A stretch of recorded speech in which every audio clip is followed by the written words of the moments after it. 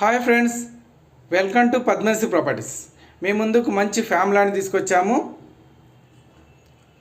ఇది వచ్చేసి Sagar highway walkable డిస్టెన్స్లో ఉంటుంది.